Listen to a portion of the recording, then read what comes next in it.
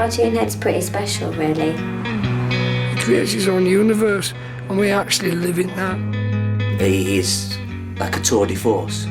Yes, he's a hellraiser. Yes, he can be very difficult to work with. Very difficult to work with. There's a little bit of cartoon head in everyone.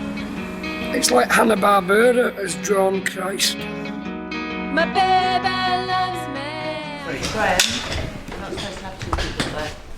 Stand by for rehearsal. It's no secret that there are certain roles in Ideal that have been written for specific actors, and Peter Slater, the character of Alan the Builder, which he plays, was written specifically for him. Same with Joanna Neary, the part of Judith was written specifically for her, and it's the same with Cartoon Head. Is this the mystique of cartoon? Happy. I think he's a method actor, isn't he? I mean, it's him. He's himself. He just does so little and makes it work, and I've got a lot to learn, I think, from him. I think you see cartoon head's influence everywhere, really, in a lot of the younger actors. When I was training, we did several modules. Cartoon Head, his module followed Chekhov before we went into kind of Stanislavski, so I was very much aware of his work and you know, very much influenced by it.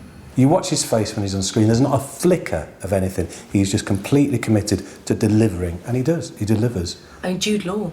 Jude Law is one who has definitely based his acting style, without a doubt, on Cartoon Head. If you're watching scenes with CH, then you'll see some people actually like that, almost aghast, because they have been quite literally blown away by his talent. Much as that, I don't like the bloke, he has got quite a good body of work. From when he was very young, from when he was 5 or 6, he said to his mum that he wanted to be in films, he wanted to be on TV, and that was his biggest ambition. And I think he's never lost sight of that. I think the 6-year-old Cartoon Head would be very proud of what he's achieved. He was a child actor. I saw him in Uncle Silas. He played one of the boys in that. Beautiful interpretation. I go back a long way with him, actually. We're at the RSC together, and also there's an episode of Heartbeat as well. And I never used to watch Heartbeat, but I noticed him because he was so good. A bit like JFK shooting, you remember where you were. It was the puncture scene. He was playing a policeman in it. This is when back when Nick Berry was still doing it, and he was just mesmerising, absolutely fantastic. And he had a scene. I believe he had a puncture on his bicycle. Fixing that puncture, and to everything, turn, playing in the background, and it was very symbolic of the time, and came to be very symbolic of our generation. I mean, Sam who's doing the makeup now. We were talking about it because she says she saw the scene as well. Didn't you, Sam? You remember that? I did, yeah. Very and good. Impressed. It brought you to tears. He'd bring something. He just has this presence, and ever since I've been hooked, I've always been determined to try and work with him. And I went watching him. It was at the old Vic in London, in Hamlet. I saw him play Iago in Othello, completely silent. I don't want to be nasty, but I didn't really get it. He's not an actor. He doesn't act. That would merely be about learning words and expressing some emotions. No, it's not safe! We're round on Friday. He might talk about his professionalism, but I've seen him coming to work still. Now and again he lets his hair down, but off it from the night before. Sam, yeah. You have a bad night? Your eyes look terrible. Let's put some cotton wool on your eyes. Try and calm them down. Tilt your head back. That's it.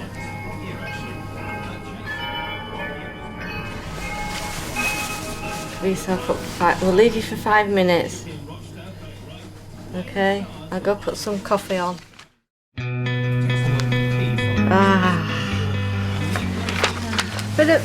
Pop a bit of moisturiser on you, a bit of anti-shine, and we're done. certain people, won't mention any names, but Johnny Vegas, for example, has turned up a little bit worse for wear on a morning, but he's never bought a prostitute with him. Whereas Cartoon Head, and he'd try to crack on it with his sister, and she'd come to watch a bit of filming, but if I had a sister, I wouldn't let her dress like that. Feel better? Ready for the day ahead? Marvellous. Ready on set. Bye. He's just one of those bad guys that every girl loves to love, you know? Cartoon Head and sex go together like chips and salad. It's all right for the working class, but you know, anything above that, forget it. He's had this on and off relationship with Nikki. Most people know that, you know, we did have quite an intense relationship, you know. He had a bit of thing with Joe as well. I first started seeing Cartoon Head, going out with him properly, after the first morning of filming on the second series. I remember thinking how sweet he was because he was so quiet. And Cartoon Head and me were a good couple for that first morning. And the afternoon was very pleasant. But by the evening, his partying ways became apparent. I'm really, really angry about this. When he's with a woman, you know that he's also with about 20 other women. He's a Hellcat, you know, and he kind of welcomed me to the cast in his own style. You know, I ended up in Wigan with, I've got a midsection tattoo now, which is ruled out period drama, but it was worth it, you know.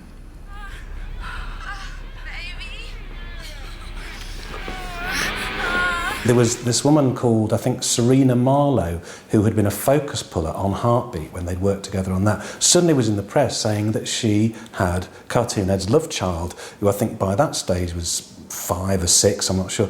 And so there were loads of people in the press saying, oh, well, this is it, you see. You lead this hell-raising lifestyle, the consequences will come back to haunt you. But in the end, DNA test, it wasn't his kid, and he walked away. It was all fine, you know. I think you used to have a relationship, didn't you? There's a chemistry there, but there's also a tension there, which is more like of a sexual tension. Oh, see, he doesn't like anybody else touching but you. I've never heard anybody marrying a mouse before. He just mouses. Put a bag of weed on the table. He's pleasant. You know, he's caring as well. I don't know who you're talking about. Don't just say that just because you're scared of him. You know what he's like, really. What did you do that for? He can be quite spiky, like a number of actors. He can be difficult to work with. It was a Torch Song trilogy with Philip Schofield. Not really his bag, I don't think, but you know, gave it a stab. He actually gave Pip Schofield a stab as well, which is unfortunate. If you actually see him, he's Pip Schofield walks with a bit of a limp now. He's got 2 lacerations to the top of his thigh. Effectively cut dead his stage career, and took up the presenting ever since. Then he was arrested, and he'd had a few brushes with the law in the past, you know, as he'd probably be the first to admit. But he was arrested, possession of Class A drugs, Class B drugs, Class C drugs, some unclassifiable ones, and they were saying something like he had a gun made out of razor blades or something. He just walked away from it. It was bizarre. You know, on set, when I work with him, that's fine. There's respect there, but off set, you know, nothing. He's heavily into his cheese, doesn't share it, you know. He grates his cheese and sticks it up his nose like there's no tomorrow. He's got a real problem. And I think it's the cheese. When he's having too much cheese, he just gets aggressive and he pushes people around. But I tell you, if he pushes me around or pulls my makeup off, I'll bloody take that cheese off and I'll whack it right on his head, proper hard. I've done cheese with him, yeah, a few times. So what? It's just cheese. They haven't got this cheese today.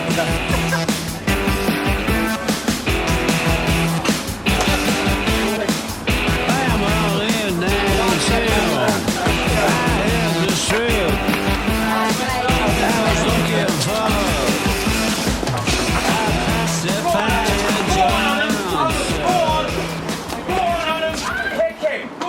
Cartoon Head has a reputation of being quite a violent man, quite an aggressive man.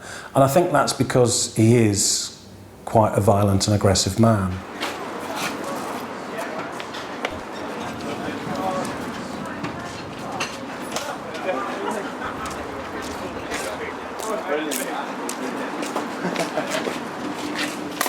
He's very rock and roll. Cartoon Head has, you know, he's smashed quite a few hotels up. He threw the TV out the window trying to be like a rock star just because Billy Idol was on MTV, gave him ideas. You know, it's pathetic really because it was a 3-bedroomed hotel in Cumbria and there wasn't anyone there to complain. And we just paid, you know, had to pay for the damage and leave. He likes to steal. He does set fire to things. He set fire to the eyebrows of the costume supervisor on the first series. He punched me once, but it was for a laugh. He curled one out on the priest's Toyota, on the bonnet. He'd come in as a biblical advisor, did a shit on his car. You wouldn't accept that from Johnny Vegas, you wouldn't accept that from Ryan Pope, any of the other actors. But somehow from Cartoon Head you do. I can't describe what it is, but there's something about who Cartoon Head is, the way he performs, that if he does those things, if he lashes out, you think he's doing it for a reason. He's doing it because he cares about his art. It's getting too much. He just thinks that he can do anything, and the book's got to stop somewhere. After all, it's not, the show's not about him, is it? Well, you know, the last episode I saw, there were other people in the cast. You're just something kids relate to because you're fucking simple and childlike. Okay. I'm on the David and Ryan for the DVD. Oh, actor's tantrum. I don't think he cares that people don't like him. I think he thrives on that. You say you've got a history with him, you say you go back with him, but has he ever done anything particularly nice for you? He's ever got your birthday card? He's ever even passed the time of day with you? He's a genuinely thoughtful person. Yeah, he thinks of himself. I think he's happy with himself because, you know, you live within your own morals and he doesn't have any. What's he going to do next? What is he going to do next? And you don't know. He's that little point in the universe that we all spin around and hope that we can live forever, knowing that we can't. And yet 1 second in his company, I lived a lifetime. Yes, he's always in the papers for one thing or another. Yes, he's hospitalised photographers. All that is true. But in the end, I really don't care because what matters to me is he any good on screen? You know, and he is. I don't need to see photographs taken with a long lens of him snorting scrumpy out of some weather girl's navel. I really couldn't care less about that. What matters is what's on screen. The question is he a good actor? And the answer is yes, he's frighteningly good.